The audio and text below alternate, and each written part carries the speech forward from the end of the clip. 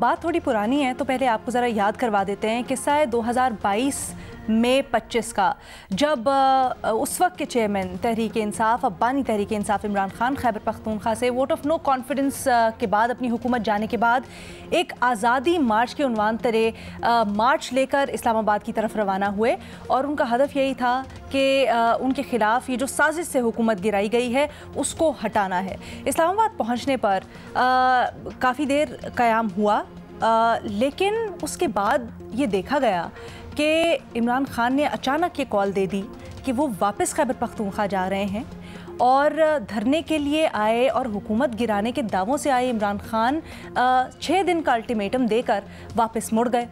आज तक ये पता नहीं चल सका कि मामला क्या हुआ, क्या टर्म्स थी, क्या कोई डील थी, क्या पसे पर्दा कोई बात हुई, या फिर ये सब कुछ वाक़यतन था कि इमरान खान ने एकदम से फ़ैसला किया कि वो ऐसे ही वापस मुड़ जाएंगे। फैसल वाडा साहब ने नदीम मलिक साहब के शो में बात की है और इसी वाक़े का जिक्र किया है और कुछ इंकशाफात किए हैं। इमरान खान साहब ने फैसल वाडा के मुताबिक 4 लोगों को बात बताई, ये बताया कि 2 जजेस के कहने के ऊपर वो जो धरना था यानी आज़ादी मार्च उसको ख़त्म किया गया और वापस खैबर पख्तूनख्वा की तरफ रुख किया गया।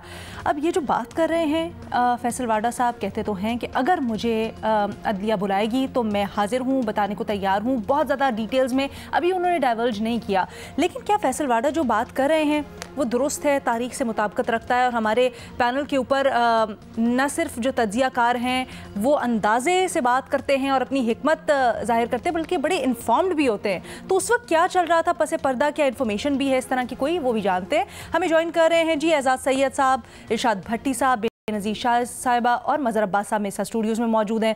एजाज, आप सबसे पहले बताइएगा, आप उस वक्त इस्लामाबाद में ही थे, सारा मामला कवर भी कर रहे थे, क्या हुआ था उस वक्त एग्जैक्टली? और ये जो फैसल वाडा साहब इतनी बड़ा इंकशाफ कर रहे हैं, इतने अरसे से दिल में बातें लिए बैठे हैं, इस वक्त क्यों? अलीना, बहुत बहुत शुक्रिया। अलीना, फैसल वाडा साहब जो गुफ्तगू करते हैं तो हमें पता होना चाहिए कि उनका कॉन्टेक्स्ट क्या है। पहली बात तो यह है कि वो रिप्रेजेंट करते हैं हमारी इस्टेब्लिशमेंट को, वो सियासी जमातों को रिप्रेजेंट नहीं करते और वो ख़ुद भी इस बात का एतराफ़ करते हैं बड़ा खुलकर कि वो इस्टेब्लिशमेंट के नुमाइंदा हैं या उनके माउथ पीस हैं। तो जो फैसल वाडा साहब की गुफ्तगू है वो आप ये याद रखें कि ये इस्टेब्लिशमेंट के कॉरिडोर्स में से आई हुई गुफ्तगू है। एक बात तो ये है। दूसरी बात यह है कि क्या जो वो बात कह रहे हैं ये दुरुस्त है या नहीं दुरुस्त।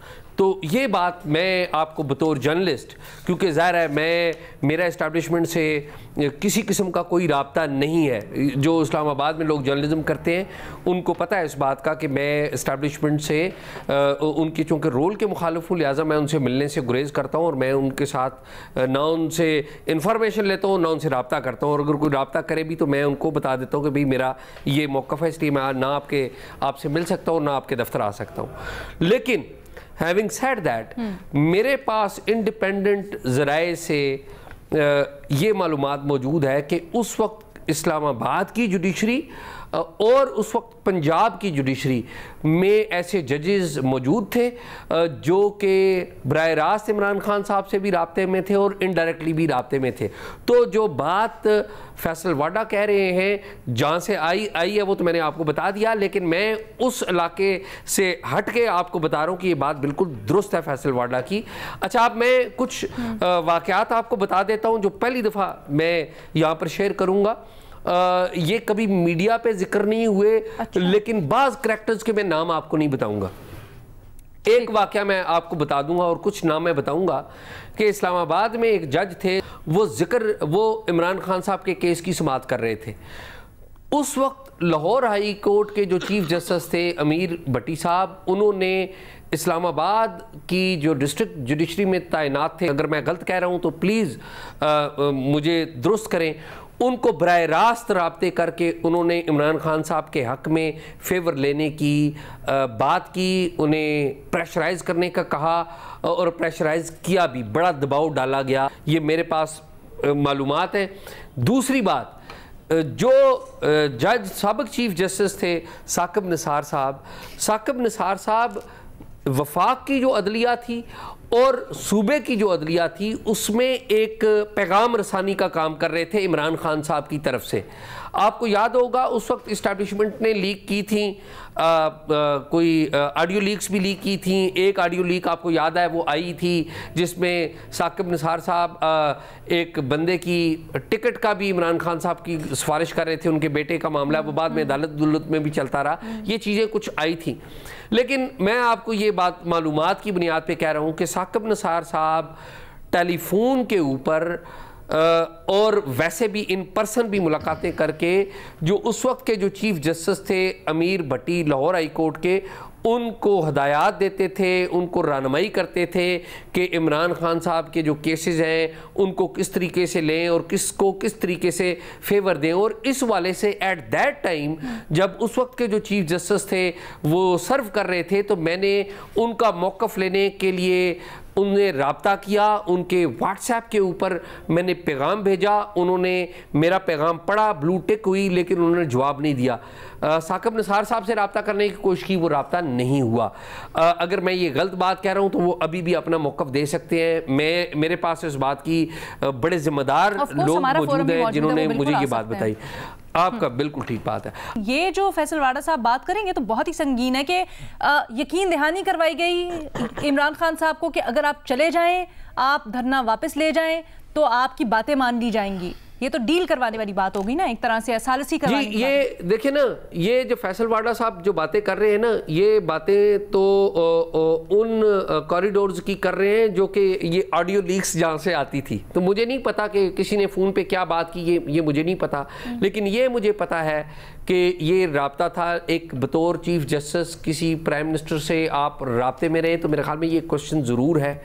और मुझे ज़ाती तौर पे पता है कि वो उनकी जो दोस्तों की लिस्ट है या उनकी करीबी रफ़का की फ़हरिस्त में जो वो इमरान खान साहब से के हवाले से वो गुफ्तगू करते रहे हैं, वो मुझे पता है, लेकिन मैं उसमें नहीं जाऊँगा। लेकिन एक नाम और लूँगा मैं, और वो थे जस्टिस एजाजुल एहसन साहब। जस्टिस एजाजुल एहसन साहब के बारे में मैं ये पूरी डिटेल है कि वो किस तरह से उन्होंने इस्तीफ़ा दिया, मैं उसका जिक्र नहीं करूँगा।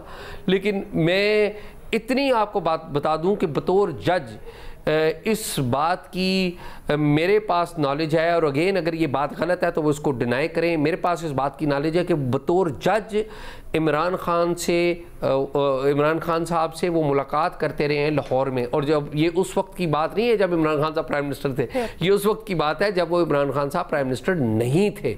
उस वक्त की बात मैं कर रहा हूँ, और अगर ये मेरी बात गलत है तो वो ज़रूर डिनाई करें। एजाजुल एहसन साहब जिस तरीके से जिस वजह से उन्होंने इस्तीफ़ा दिया था, अगेन मैंने उन्हें फ़ोन पे उनके राब्ता किया था, मैसेज किया था, वाज़ेह कर देते हैं कि यहाँ पर जितने भी नाम लिए गए एजाज की तरफ से, ऑफ कोर्स वो एक रिपोर्टर है, अपनी खबर दे रहे हैं इंफॉर्मेशन की बुनियाद पर, बट जिन जिन के भी नाम लिए गए वो अगर चाहें हमारा प्लेटफॉर्म हाजिर है, वो आकर अपना मौक़िफ़ यहाँ पर ज़रूर बयान कर सकते हैं और हम उसके ऊपर पे काउंटर नैरेटिव भी लेंगे उनका। बट एजाज ये थोड़ा सा वाज़ेह कर दीजिएगा और बड़े मुख्तसरन कि फैसल वाडा साहब ने, आप क्या समझते हैं, आपका तज्जिया क्या है, क्यों ये बयान दिया इस वक्त? देखिए, फैसल वाडा साहब ने, आपने तो नदीम मलिक साहब बड़े अच्छे जर्नलिस्ट हैं, और ज़ाहिर है जर्नलिस्ट का काम है कि वो इस तरह की मालूमात लेके आते हैं, ऐसे गेस्ट को बुलाते हैं जो कि ऐसी बात करें जो जिससे उनका प्रोग्राम डिस्कस हो, और ज़ाहिर वो ख़बर भी देना चाहते हैं। लेकिन ये मैं आपको बताऊं कि ये नदीम मलिक साहब का प्रोग्राम ही नहीं है। फैसल वाडा साहब ने 25 अगस्त को, कल 25 अप्रैल को सेनेट ऑफ पाकिस्तान में जो हल्फ उठाया और उसके बाद एक तकरीर की है। आप उस तकरीर का पूरा मतन उठाकर देख लें। फैसल वाडा साहब किसी पे तनकीद नहीं कर रहे, पीटीआई पे भी वो उस तरह से तनकीद नहीं कर रहे। फैसल वाडा साहब सिर्फ एक अदारे को निशाना बना रहे हैं, वो अदलिया का अदारा है, और ज़ाहिर है अदलिया का जो अदारे को निशाना बना रहे हैं या उनको तनकीद कर रहे हैं, वो इसलिए तनकीद कर रहे हैं कि फैसल वाडा साहब के पास कोई मालूमात हैं या उनसे कोई मालूमात शेयर की गई हैं।